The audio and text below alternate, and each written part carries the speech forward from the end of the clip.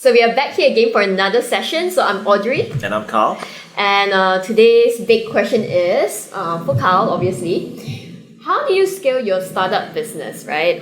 Right now, I know you guys started in Singapore, SGAG, and then you guys come to Malaysia, MGAG, and now you guys are in Philippines, right? PGAG, right? That's right. Yeah. Okay, so share with us your scaling stories. So I think when we think about scale, when I used to read about scale as an early entrepreneur, it was simply you just bring more people in, you just kind of like do more things, and you're a lot busier and you fly around a lot more. Like that was the simplistic view of it. Mm-hmm. But actually doing it, our journey went from just the two of us as founders, and then we had a nice cozy team of like 10 people after the first year, and then 10 became 50, 50 became close to 100 now, right? And I think behind that was a lot of difficulty and challenges that we never could see, because for an entrepreneur like myself, I never knew what it would take for me to get to that scale, right? And I didn't have the skill sets to get to that scale. And I only realized that when we were about 20, 30 people, and people would come up to me and ask me questions like, hey, what is my career progression like? Like, hey, how can we think about certain things that I had no knowledge of? And I realized the simplistic answer of what got us here won't get us there. Yeah, right? Exactly. And I realized that I needed to either hire some really experienced people in specific fields to help us, but one of the key things that we had to do for the core team, the early team, was to actually go out and learn so much about different things that you were going to focus on, right? So for example, in the early days, I would be the one pitching to customers, I would be managing customer relationships, I would be ensuring that the campaigns would go well on our platforms, right? So I was going out and I was selling a lot, right? Today we have sales managers, account managers that take care of those relationships, and we would have people that would actually make sure that the whole process would go smoothly, report in with clients, maintain that relationship. And I don't need to do that, right? So, but for me to figure out what do I do next, that's also an important question. And how do I do these new things that I've never done before? So one of the big things for us was always people. Because we're a creative business, we need a lot of creators. So how do you think about people ops? How do you think about managing people, having difficult conversations, career structure, progression, company structure? Like when we were 10 people, it was so flat. So easy, no hierarchy, no reporting lines, everyone's like friends, like a family. But as we grew, we had to suddenly think and design structures. What would it take for you to get promoted from a junior executive to a manager, right? What are some tangible KPIs you had to hit, and how do you design a flow structure that would measure and track and promote fairly and promote sort of in a way that was also beneficial to the business? So these were a lot of things that we had to figure out, and we actually hired a professional coach to help us do that, because we were growing so fast and things were in an absolute mess that we were recommended to see this person who had helped startups grow, who had sort of also the experience of corporate and designing teams, and basically coaching us to become sort of leaders of this much larger pack. Nice. So I think maybe the question is, at what point do you think having like what you say, a professional coach to come in to help you get through this hurdle? Right. So for us, I think in our business is human capital, right? Human capital is one of the biggest things we invest in, and the magic number that we talk about playbook when we start a company, 0 to 10 people is going to be very fun, very easy, super close, tight knit, and you would probably do it well if you solve problems fast enough. 10 to 30 was actually make it or break it, right? So 10 to 30 was the point where a lot of things started to breaking. When 10 people, it worked, but for 20, 30, it's not going to work. And those things were breaking apart fast. So in every country, in every team that we roll out, that's the kind of rhetoric that we tell them. 0 to 10, enjoy yourselves, pace yourselves, have fun. But 10 to 30, that's when you really need to start thinking and asking big, difficult questions, and it's going to be super hard. But if you can get through the 30 mark, that's when things will start to look up. The next point that we have not hit yet would probably be the 200 mark. When you hit 200 people, that's going to be completely different again. And that's when you need to level up and sort of adopt new practices and new teams, new structures all over again. But I think the comfort zone for us is really anything above 30 and probably going to 200. If the foundation is stable and built correctly, it can withstand that kind of a number. Yeah, I think, we all kind of seen a lot of business. Some businesses come, some businesses go. People always think that the hardest bit is starting one. Actually, starting one is hard enough, but maintaining one, that's even harder, right? Great point. And one of the things I literally did was because, as an entrepreneur, you read so much about, like unicorns and these big businesses, case studies, and those were all big, successful companies. But nobody really talks about the hardest part, growing it from a small company to a mid-sized one. Yes. Like the kind of scaling techniques, strategies, is very undocumented. Yes, exactly. And that is really, really a missing gap in the market.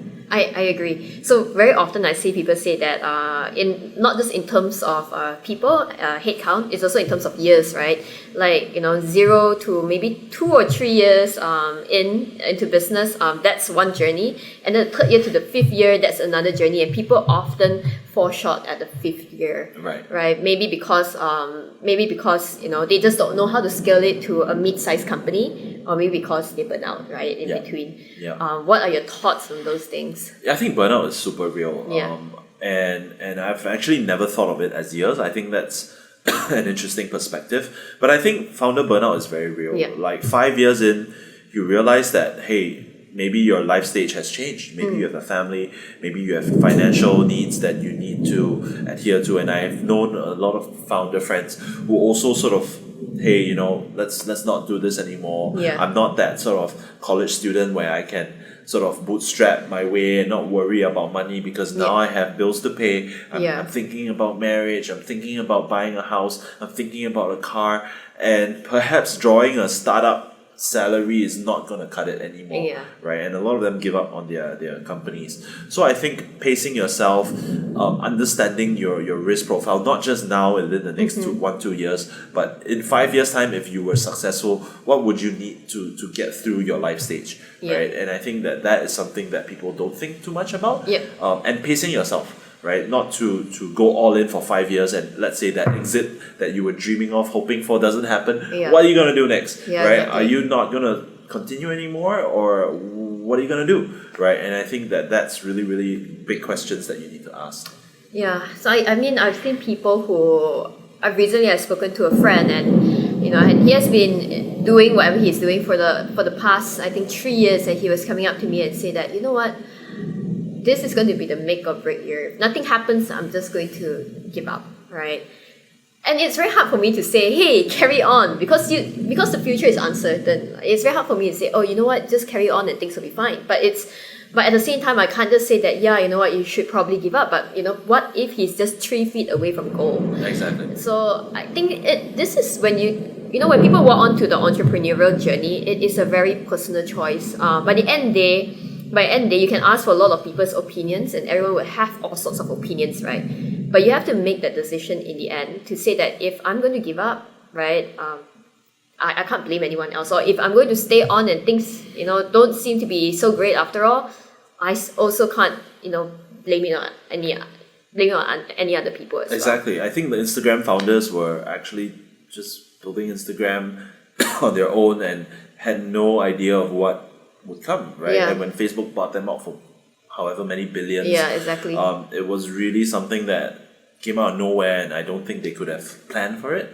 So I think ultimately is whether you're passionate enough to see through the idea, even though it might be years down the road, and you might have to sort of bootstrap your way through, right? And what's going to take you through some of the lowest pits, some of the most challenging times. I think those are things that really test your appetite and your passion towards the business or the idea that you are pursuing.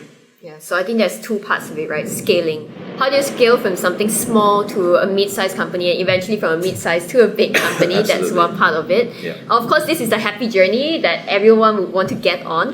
But sometimes there is also another part of the journey which obviously a lot of media won't share with you. Like sometimes sometimes things just don't work out the way you want it to be. And I think a lot of all these things, these two things are not addressed in the media, are not addressed anywhere at all to tell people how to handle this situation. How to handle a situation when things are going really well. Yeah. Right? So that, you make sure things don't break. And how to handle situations when things are not doing well. Yeah. What can you fall back to? What are the choices that you need to make? What are the choices that you need to keep in mind? Yeah.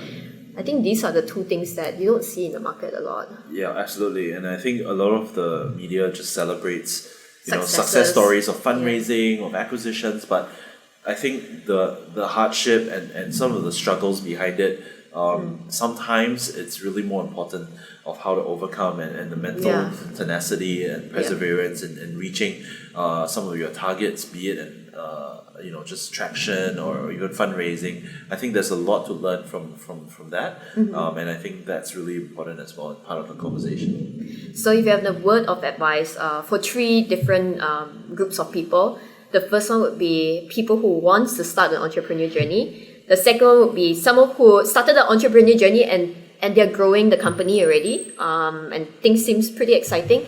And of course, another category of people would be someone who started the journey and things are not doing too well.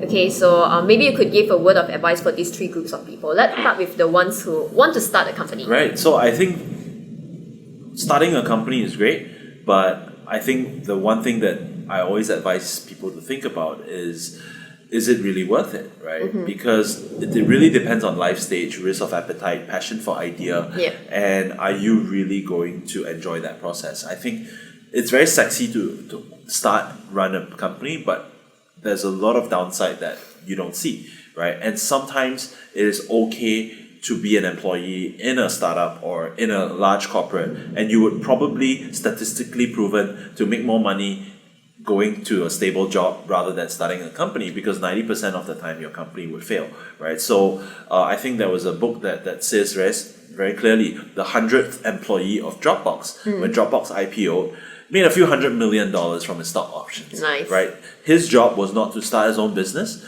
but actually to choose the right business to join. As the 100th employee of Dropbox, he made the right decision, and now he's a multi-millionaire, right? And he's probably made more money than many of us founders that would not even come close. But he was purely an employee, and I think that that's a great analogy to say that there is absolutely nothing wrong in not starting a business, and there are so many opportunities out there that don't involve the risk and the downside of starting a business, but also presents its learning opportunities, growth opportunities, if you choose the right company, right? So I think throw away those sexy dreams of owning a startup, but actually pick the right job that will stretch you, challenge you, and give you the maximum fulfillment in your time spent as an employee. Yeah, and I mean, not just that, these days, companies are looking for people with entrepreneurial mindset. So you don't exactly need to, go out there, start a company, but within companies itself, they are scouting for this sort of people to head new projects, right? To head new ventures as well. All the time. So, all the time. All right, the second group of people, some who are already entrepreneurs who started it and things are going pretty well and they are in the midst of scaling. Right. So I think in the midst of success, finding success early on, I think there's a tendency to look up and say, hey, things are great, what could go wrong? Everything is rosy. But in all aspects of life, be it business or personal, you know that you are only 3 feet away from a storm, right? And what are your safety nets, right? How are you sort of strapping yourself up for that journey when things will start to crash or when things will start to sort of get shaky? How are you going to hold on? What are your support networks? What are some of your backups that you can fall back onto to make sure that you are able to tide through the storm? Do you have enough runway? Do you have enough cash flow? Do you have enough sort of solid leadership in your second layer to help in the event that you are unavailable to lead the ship for a time period? Would people beneath you be able to step up, right? So there are many things that you can do to prepare yourself in times of calm seas, so that when the storm comes, you guys are so prepared for it. And I think that's something that I always talk about to the team. Like, things are going well, enjoy it, breathe, go home a bit earlier, spend time with your family, do important things.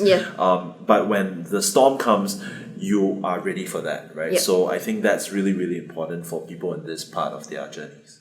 Great. Okay, the last category of people, entrepreneurs who are not doing the best that they are hoping for, who are not doing really well. Right. So I think that's probably going to be the toughest The situation toughest, to be in, because I think there was all this optimism. Yeah. I think for me, I've had failed startups before, right? And I think it's never easy to say, I'm done, it's time to move on. But I think that's one of the most important questions to ask. Is your time better spent somewhere else where you have more opportunities for upside rather than clinging on to a sinking ship, right? And I think emotionally as founders, you are very attached to that idea because this is your baby. But sometimes the best answer, the best decision to take might be to say, it's the right time and the best time to let go because there is another opportunity coming by, and if I don't hop on this boat now, I might miss it forever. So I think that's a tough question to ask, and so I think for this group, it's never to be overly emotionally attached, irrationally attached to your startup or your idea that is not working out, even though you have tried for quite some time and you have given it your all. And I think the best answer to this group of people is always to let go fast and move on to something else, because you never know where that might take you. Nice. All right, I think that's pretty much it. Love everything that you have shared with us. I think these are insights that not everyone will be able to give you, because you have been there, you have started companies. Some, as you say, some companies didn't work out, but you have started one that worked out pretty well, and now you're in the midst of scaling it as well. You had also companies that didn't really work out, and when you have been through the process and you've been through the journey to be able to empathize with people. Very often, we don't see enough of all these entrepreneurs to come up and share with us their stories. Thank you very much, Karl. Thank you for having me. Thank you. All right, guys, that's all. If you want to have more of all these sessions and listen to more insights from people like Karl, do join us at Next Digital Marketing Lab. Looking forward to see you guys there. Bye.